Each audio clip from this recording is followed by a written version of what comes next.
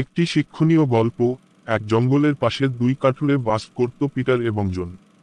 তাদের মধ্যে প্রায়ই তর্ক হতো কে বেশি কাঠ কাটতে পারে। তো একদিন তারা একটা প্রতিযোগিতা করার সিদ্ধান্ত নিল যাতে পরিষ্কার হয়ে যায় কে সবথেকে বেশি কাঠ কাটতে পারে। প্রতিযোগিতার নিয়ম, সকাল ৮ থেকে বিকেল ৫টা পর্যন্ত যে বেশি কাটবে সেই জয়ী। পরের দিন সকালে তারা জঙ্গলের মধ্যে তাদের অবস্থান নিল এবং কাঠ কাটতে শুরু করলো যতটা দ্রুত সম্ভব। ১ ঘন্টা পর পিটার হঠাৎ কাঠ কাটা বন্ধ করল। জন পিটারের কাঠ কাটার শব্দ না পেয়ে মনে মনে খুশি হলো এবং ভাবল সে মনে হয় ইতিমধ্যে ক্লান্ত হয়ে পড়েছে। প্রায় ১৫ মিনিট পর আবার পিটারের কাঠ কাটার শব্দ আসতে লাগলো এবং সারাদিন ১ ঘন্টা পর পর এরকম প্রায় ১৫ মিনিটের জন্য পিটারের কোনো সাড়া শব্দ পাওয়া যেত না।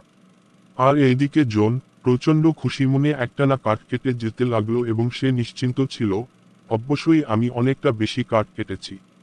সারাদিন শেষে যখন তারা এক জায়গায় তাদের কাঠগুলো এনে জড়ো করলো, জন অবাক হয়ে দেখল পিটার তার থেকে অনেকগুলো বেশি কাঠ কেটেছে। সে চিৎকার করে উঠল, এটা কিভাবে সম্ভব? আমার থেকে কিভাবে তুমি বেশি কাঠ কাটতে পারো? তুমি সারাদিন প্রতি ঘন্টায় ১৫ মিনিট করে বিশ্রাম নিয়েছো আর আমি সারাদিন কাঠ কেটেছি।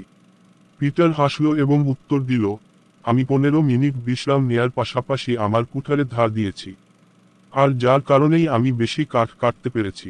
আমাদের মধ্যেও সবাই অনেক অনেক ব্যস্ত। আমরা এতটাই ব্যস্ত যে আমাদের নিজেদের জন্য সময় নেই।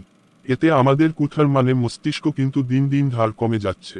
মাঝে মাঝে একটু ব্রেক নিয়ে নতুন কিছু শেখা, নতুন কিছু জানার মাধ্যমে আমাদের মস্তিষ্ক ধারালো হয়। আমাদেরকে আরেকটু বেশি কর্মঠ করতে, আরও বেশি সচল থাকতে আমরা এই কাজগুলো করতে পারি। শারীরিক ও স্বাস্থ্যসম্মত খাবার, পর্যাপ্ত ঘুম এবং নিয়মিত এক্সারসাইজ, সামাজিক মানুষের সাথে ভালো আচরণ করা, নিয়মিত নিজেকে আপডেট করা, নতুন কিছু শেখা, বই পড়া এবং লেখালেখি করা, আধ্যাত্মিক ও ধর্মীয় অনুশাসন মেনে চলা, পালন করা।